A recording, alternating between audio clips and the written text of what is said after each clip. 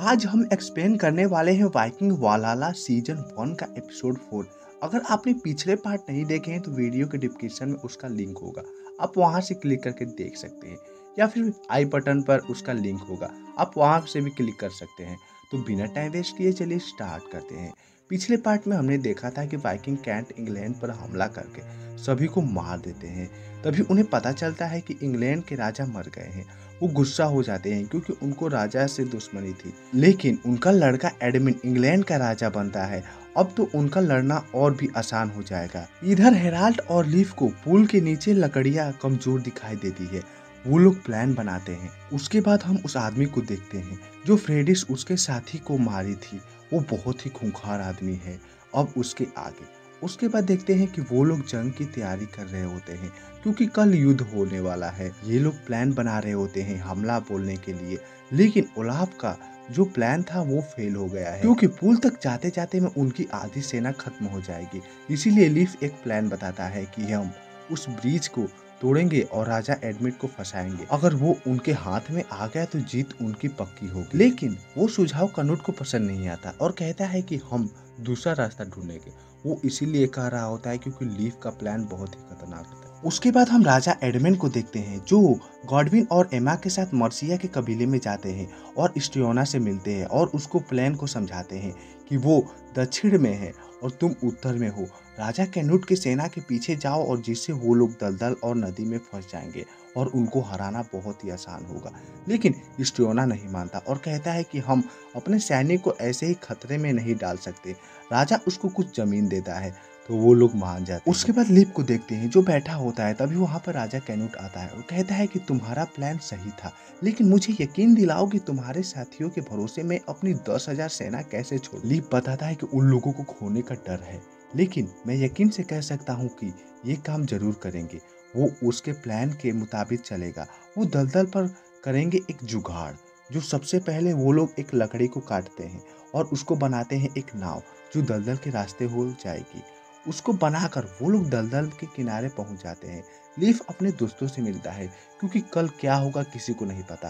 रात होने पर नाव की मदद से झोपड़ी के पास पहुंच जाते हैं जहां सेक्शन के सिपाही को मारकर उनकी नाव लेकर निकल जाते हैं। वो लोग पुल के पास जाते हैं तो अपने आप को ढक लेते हैं जिससे पता ना चले कि कितने आदमी हैं।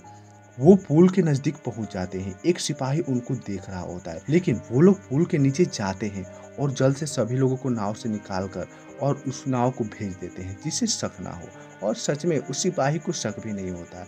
इधर राजा कैनूट के सभी योद्धा युद्ध के लिए जाते हैं। उसके बाद सुबह होती है। लंदन पर वाइकिंग आ गए होते हैं। ये बात राजा एडमंड को पता चलता है कि वाइकिंग आ गए हैं। वो सभी वाइकिंग को देखने के लिए ऊपर जाते हैं। वो वाइकिंग नाव से उनकी तरफ आ रहे होते हैं। रानी युद्ध की तैयारी करने के लिए कहती है। वो लोग पुल के नुकीले लोहे के डंडे को ऊपर निकालते हैं। वो नाव रुक जाती है। वो लोग सोचते हैं कि वाइकिंग रुक क्यों गए। रानी को ये सब पता होता है कि वो लोग किस लिए रुके हैं। वो किसी का इंतजार कर रहे होते हैं। तभी उधर से राजा कैनूट अपनी सेना लेकर आता है। वो लोग पीटते हुए आते हैं क्योंकि वाइकिंग की वही निशानी होती है। ये लोग रस्सी के खंभे से बांध देते हैं। वो इंतजार कर रहे होते हैं वाइकिंग का। जब वो लोग उनके नजदीक आएंगे तो वो लकड़ी काटना स्टार्ट करेंगे। वाइकिंग उनके नजदीक आते हैं। वो लोग खंभे को काटना स्टार्ट करते हैं। राजा कैनूट बातचीत करना चाहता है। वो लोग भी व्हाइट झंडा फहराते हैं जिससे वो लोग बातचीत का निशानी समझते हैं। राजा कैनूट जाता है और उनसे बातें करता है। वो राजकुमार को युद्ध के लिए ललकारता है, लेकिन रानी मना करती है क्योंकि स्ट्रियोना काफी दूर है और उसके आने में टाइम लगेगा। तब तक कैनूट को उसी तरफ बातों में फंसाना होगा। लेकिन राजा कैनूट उसको इतना उत्साह देता है कि राजा फाइट करने के लिए मजबूर हो जाता है क्योंकि कैनूट उसको कायर बोलता है। कायर राजा। वो लड़का है, गुस्सा तो होगा ही। वो अपनी सेना को युद्ध के लिए लेकर जाता है। रानी उसे रोकती है लेकिन वो नहीं मानता और राजा कैनूट यही तो चाहता है। वो अपनी सेना को रेडी करता है और दरवाजा खोलने को कहता है। इधर पानी की धारा चेंज हो रही होती है। राजा अपने सिपाहियों को लेकर जाता है और उन्हें फाइट करता है। फाइट के दौरान कैनूट के कई सिपाही मारे जाते हैं। वो अपनी सेना को पीछे लेता है जिससे कई योद्धा मारे जाते हैं। इधर ये लोग रस्सी को बांधकर तीर की मदद से उस नाव पर भेजते हैं।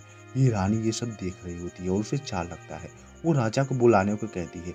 गॉडविन जाता है राजा को बुलाने के लिए। रानी तीर को नाव पर चलाने के लिए कहती है, जिससे कुछ वाइकिंग मारे जाते हैं। तभी वो पुल गिरने लगता है क्योंकि वो नाव की मदद से रस्सी को खींच रहे होते हैं। धारा उसी की तरफ होती है। ये रानी उस पुल के नीचे तीर मारने के लिए कहती है, जिससे लीफ के कई साथी मारे जाते हैं। लीफ उस खंभे को काट रहा होता है, इसीलिए वो बच जाता है। हेराल्ड सभी को तीर की मदद से मारता है। वो राजा को पुल के बाहर लेकर जाता है, जहाँ पर युद्ध के लिए वो लोग रेडी हो रहे होते हैं। एडमंड समझता है कि उसको हरा देंगे क्योंकि उनकी सेना बहुत ज्यादा है। गॉडविन आकर कहता है कि पुल गिर रहा है, ये सब एक चाल है। तभी कैनूट के बहुत सारे सिपाही आ जाते हैं। ये सब देखकर राजा एडमंड वहां से भाग जाता है, लेकिन पुल के नजदीक पहुंचते पहुंचते वो पुल गिर जाती है। वो राजा फंस जाता है। वो लोग खुश होते हैं, ग्रीनलैंडर की जय जयकार, क्योंकि वो ग्रीनलैंडर की ही चाल होती। रानी कुछ नहीं कर पाती और चुपचाप देखती है। तभी राजा को स्टियोना दिखाई देता है। वो आता है। जब देखता है कि राजा हार गए तो वो वहां से चला जाता है, क्योंकि उसको दूसरा आइडिया आता है। वो सोचता है कि वो वहां का राजा बनेगा, इसीलिए वो अपनी सेना लेकर वहां से चला जाता है। राजा कैनूट आता है, वो कहता है कि इंग्लैंड हमारा हुआ। राजा को पकड़ लेते हैं और ये लोग जीत को लेकर बहुत ज्यादा खुश होते हैं। लीफ घायल होता है और थोड़ा सा दुखी होता है क्योंकि उसके साथी मारे गए होते हैं। और इसी के साथ ये एपिसोड यहीं खत्म हो जाता है। आपको ये कैसा लगा मुझे कमेंट करके जरूर बताएं। मिलते हैं नेक्स्ट वीडियो में, तब तक के लिए बाय बाय।